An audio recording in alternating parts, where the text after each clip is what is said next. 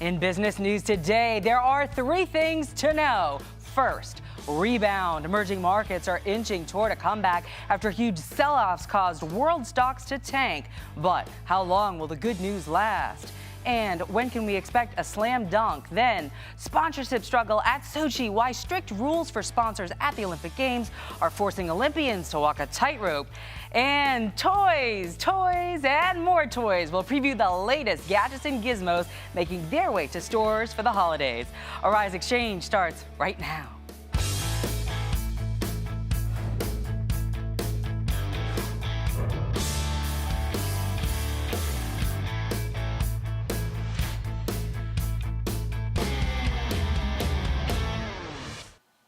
Well, hello, I'm Francesca Maxime, and for Andrew Schmertz, concerns over emerging markets and the global economy continue to take center stage after the International Monetary Fund said today that advanced economies, including the United States, must avoid pulling back stimulus too quickly because of recent market volatility and weak global economic recovery.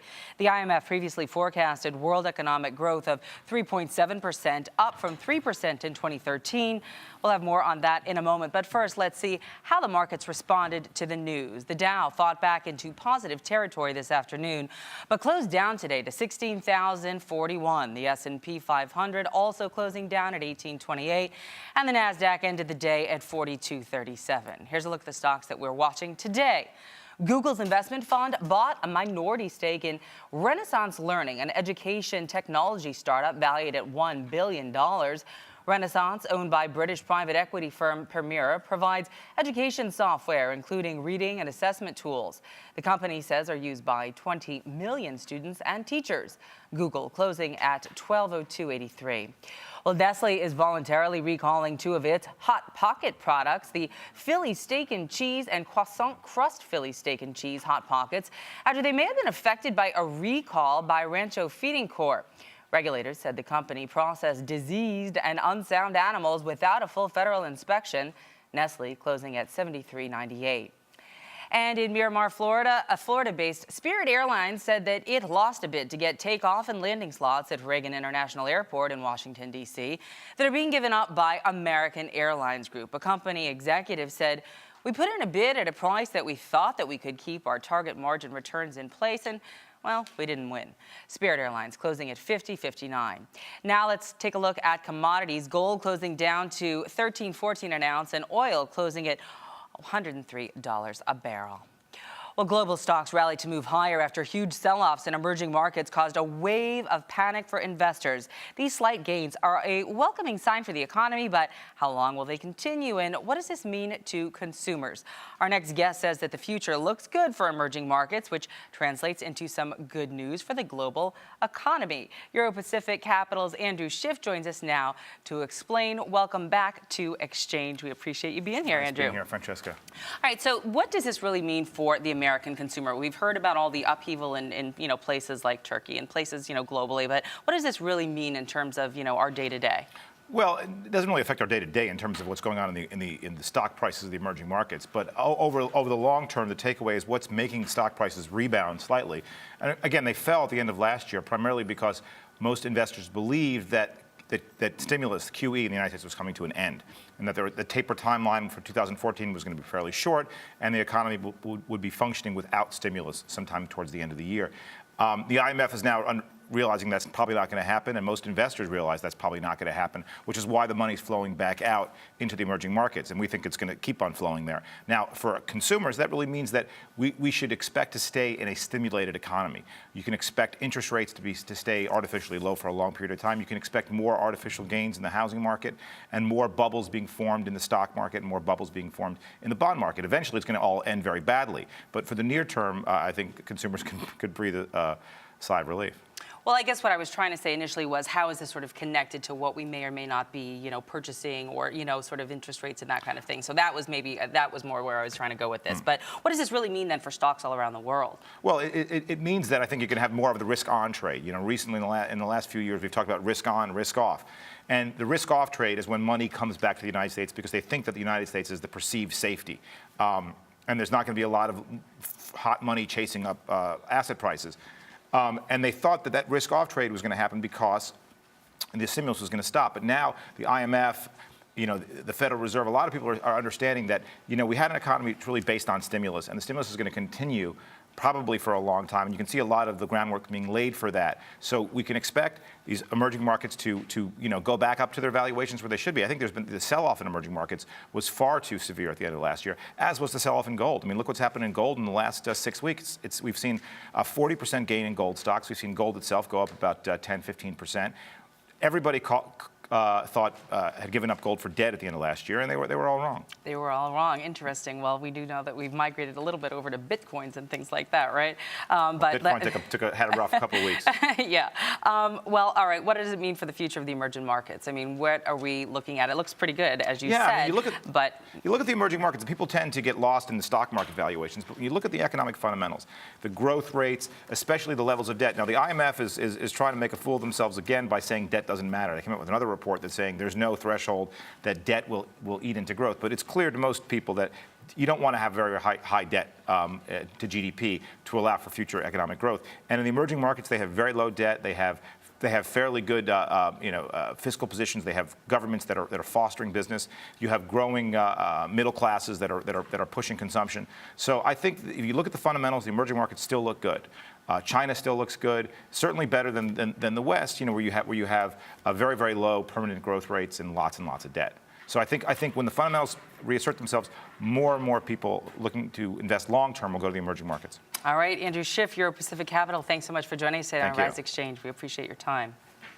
Well, the housing market continues to struggle in the United States. Housing starts fell sharply last month for the second straight month in a row as extreme weather conditions put a damper on the market. Single-family homes and apartments fell by 16% to a seasonally adjusted annual rate of $880,000 in January. How will the rest of the year pan out? For that, we now turn to housing expert and CEO of Bach Real Estate, Baron Channer. He joins us from Miami. Ben, thank you so much for joining us today. So talk to us a little bit about the housing market. Talk to us about, maybe we can start with mortgages. Absolutely, Francesca, and thank you for having me. I think the biggest thing we have to pay attention to is that, and recognize that this process can't be judged by one time frame. 2013, 18% increase in housing construction. Seasonality, weather, has been horrible for this winter, and that plays a direct impact. And oddly enough, when you look at the home builder confidence, home mortgage index, what you find is that housing builders are effectively saying that their concerns about the industry have little to do with the forward viability of the business. It has more to do with their short-term perception of sales activity and also their perception of the competitive dynamics of the market that they're in. So people aren't able to buy that much because they actually don't really have that much money, right? Without a job, it's tough to buy a new home. Well, it's part of that. Labor, housing purchases are a direct correlation with confidence. So you have issues around labor. There is still the issue of liquidity, and mortgages aren't as readily available as they have been in the past. But what you're seeing is that activity is actually starting to pick up, and there's a very interesting tidbit in the housing builder confidence index, and that dip. And they expressed a concern about meeting demands because of shortage in labor and shortage of available lots. That suggests that there's real interest in the business, and it's becoming increasingly competitive. And so it'll be interesting to see how this shakes out over the next quarter or two. So you're kind of just saying that people are wanting to build houses, but they're not able to because they just don't have enough places to build them? Well, that's part of what the home builders are saying. They're saying that their concern has little to do with the dynamics, but more to do with the competitive environment, and they're heavily focused on being able to produce at price points that allow them to get the kind of profit they need. And the more competition they have, the less likely it is for them to be able to produce the kind of profit that stockholders in their companies are yearning for. So how can we turn it around? I mean, how can we get more people in homes and some of these companies making the profits they want to make? Well, there are a couple of big things out there on the horizon that need to be dealt with. Of course, the Fed continues to be an active player in the market in terms of acquiring bonds. They have started to pull back, and so that's going to have a long-term impact and a growing impact, and so we'll see how that works out. You do have, as I discussed the last time, significant participation in the markets in terms of distressed homes that are still in the hands of banks and other sorts of financial players. And at some point, those properties will be brought back to the market and affect the market. But labor and employment is the single biggest thing. If we can get folks into jobs, we will see an increase in number of homes sold. In the short term, we just need to clear through this bad weather pattern that we're in so that folks can start to get out on the street and start to visit properties again. I think we'll see this year will be a strong year for housing sales, an increase as it relates to 2013. The short-term dynamics are really about weather and really not much else in the short term. So really quickly before you go, just a couple seconds left, is now a good time to buy because the prices are going to go up once the warm weather comes? I think, I think in general, we're in an environment where it's a good time to think about buying. Interest rates are not going to get significantly lower. And so you can buy more housing now than you can. So if you're in a position to be able to afford a mortgage and find something you like, I'd encourage you to take a serious look because the environment is only going to get stronger. Folks are going to be more confident. And when that starts to happen, prices will inch up. All right, CEO of Buck Real Estate, Baron Channer, we appreciate your time today on AriseXchange. Thanks for joining us. Thank you, Francesca. All right, well, coming up, headlines making news all around the world. You are watching AriseXchange.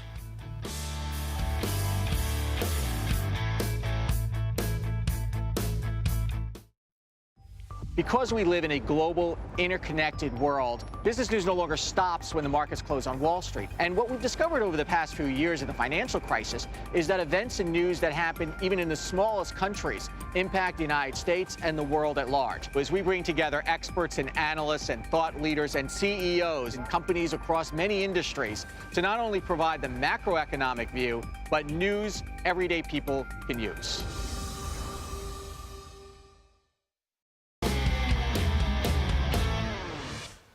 Welcome back to AriseXchange. I'm Francesca Maxime in for Andrew Schmertz. Time now for our business ticker.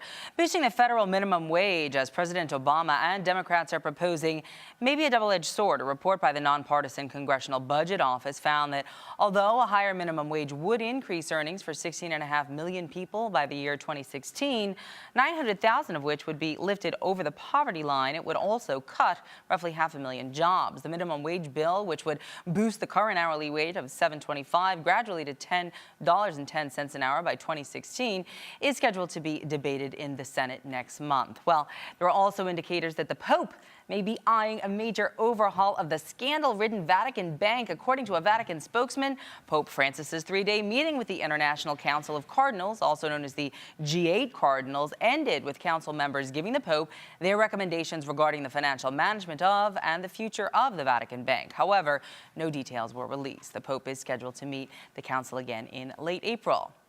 Well, over in Germany, folks are no longer buying as many cars as they used to. Instead, they're sharing them. The country has become the world's biggest user of one-way car sharing plans.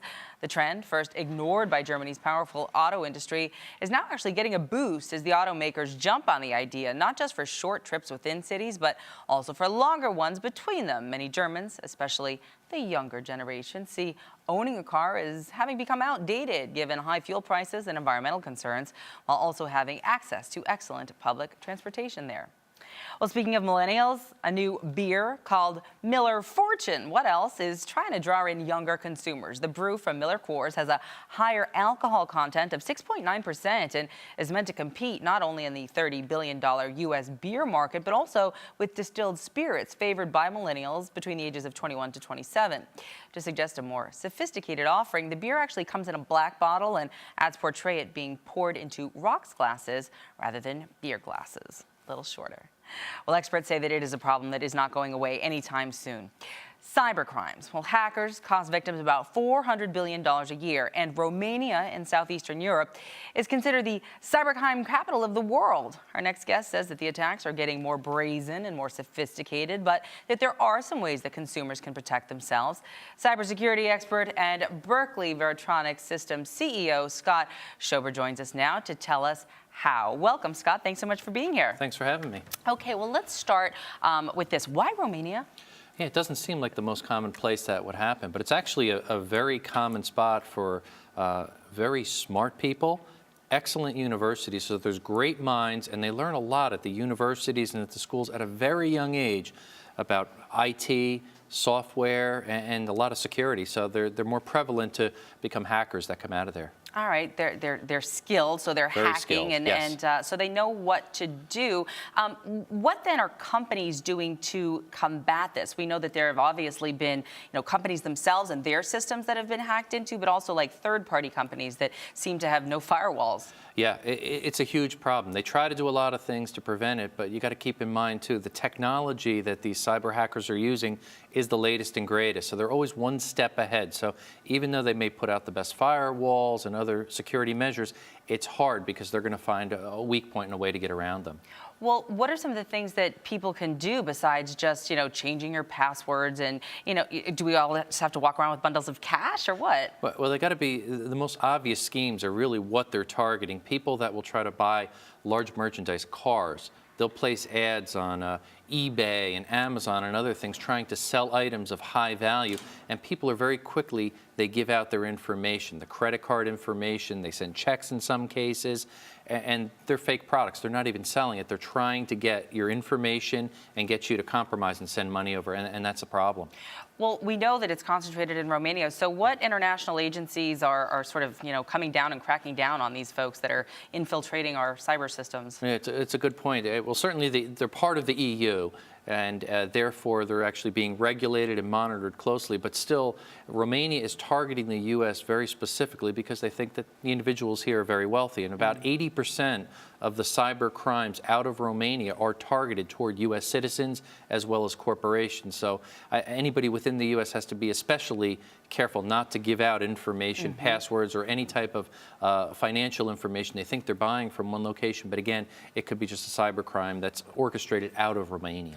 Are they also interested in people's buying habits? You know how, sort of we're learning, the footprint, if you will, of a consumer. Are people actually trying to, buy that too, if you will? Oh, sure. Well, everything's got a price on it, unfortunately. So they're monitoring and using all that information, this big data that's gathered. It's used, obviously, for monitoring bad individuals, but the bad guys on the dark side are doing the same thing. They're using that information most of the time to put together a puzzle, so they can actually find out about you and I and consumers, what our buying habits are, and use that for selling identity theft and all kinds of different things.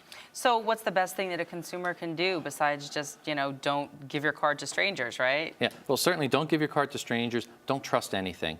Especially the most common thing that everybody does, and I hear it all the time, they get an email, it looks legitimate, they click on the URL there, and it takes them to another site, and they slowly lose the information by giving out their information, not necessarily Social Security. Most people are obvious. They're not going to do that, but birth date, maybe their spouse's name, any little bit of information that a cyber thief can use. They put together this puzzle, so eventually they could sell your identity and make a lot of money. So better for you to go someplace and go to the site, Go but right to the don't website. take Yep, the stuff that, exactly. that they're sending your way. Sure. Yeah, good point. All right, Scott Gotta be Childress, careful. cybersecurity expert. Thanks so much for joining us again. Thanks for having me on. AriseXchange. All right, well, just ahead, pressure mounting over sponsorships at Sochi when AriseXchange returns.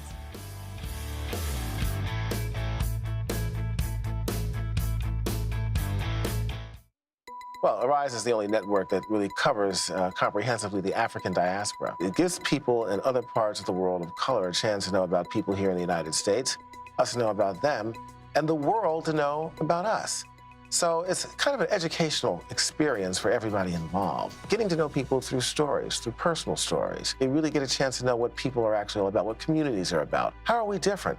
But more importantly, what commonalities we all share.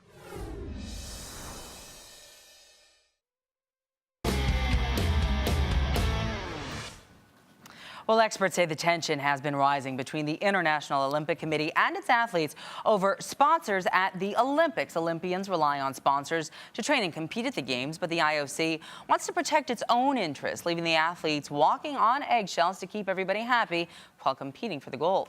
Sports business analyst and Oppenheimer and Company Executive Director Stephen Colavito joins us now from Atlanta with more details on that. Stephen, first of all, what's really causing the fight between Olympic athletes and the IOC in Sochi? Well, it boils down to money. It always comes down to money when you're talking sponsorship. So the Olympic Committee, the IOC, back in 1984 came up with this, what is called the TOP program, or the Olympic program. You have to understand that these sponsors are coming up, corporate sponsors are putting hundreds of millions of dollars to the Olympics. So the Olympics want to protect that franchise. And so they came up with this TOPS program, and out of that TOPS program, there was a rule called Rule 40 that creates kind of a conflict between the athlete itself and the Olympics. All right. Well, I mean, then the rule creates a lot of tension right now, because we have pictures where they're blurring out the Bole glass signs on, professional athletes as, personal sponsors. What about all this tension? Is it going to keep on going forward? Well, the tension is because, a lot of the Olympians themselves are sponsored in their own right. So you take skiers, for example. A lot of those skiers are sponsored by Red Bull. So during World Cup, they have Red Bull all over themselves. But when they get to the Olympics, they get to the Olympic Village. It's Coca-Cola that's the official sponsor of the Olympics. So those athletes can't tweet about Red Bull. They can't talk about Red Bull. And the IOC has put a window of 9 days before the Olympics and 3 days after the Olympics that, basically these athletes cannot talk about any sponsors outside of what are official Olympic sponsors. And that's the rub, because a lot of these athletes, if they win a medal, they want to thank those that got them there. And the problem is that they can't do that. Yeah, it seems a little bit extreme. I mean, the IOC seems like it's got some shackles over here on these athletes that are there competing for these gold medals. Do you think that it's going to change? Well, the IOC is getting a lot of heat for this. And, there were several athletes, one today, in fact, that said that the rule is barbaric. So the IOC realizes that they're getting a lot of bad publicity from this. But again, it boils down to money, and ultimately the bigger sponsors are going to want to protect their franchise. The IOC is monopoly, and I think that at least they're going to try to address it, but I'm not necessarily sure that there's going to be a lot of changes that come about. Maybe a little bit of social media, but I would doubt that wholesale changes to the point that the athletes are satisfied really get done.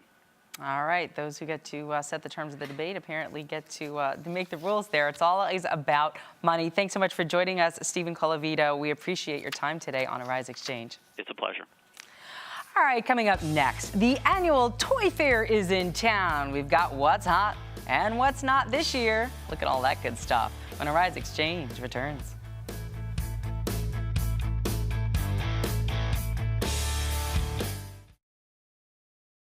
Arise serves underserved communities by bringing them news, information, sports, and entertainment from places that are becoming part of the world economy, that are becoming a part of the world voice, and decisions that are affecting things in the world that people care about. They care about the economy. They care about safety and security. And if you come to Arise and you watch our broadcast, these are the things we're going to bring to you every day, 24 hours a day. One of the great things about Arise Entertainment 360 is we have this Arise to Your Health segment, which really focuses on the holistic approach of being healthy. So we do everything from working out to juicing to getting in shape by doing fun exercises like bouncing on a trampoline or wearing these bouncy boots on our feet when we're jumping all over the set. We've done karate, we've danced the weight off, we've done just about everything. And of course, I love when we eat on set, but we do it in a very healthy and clean way.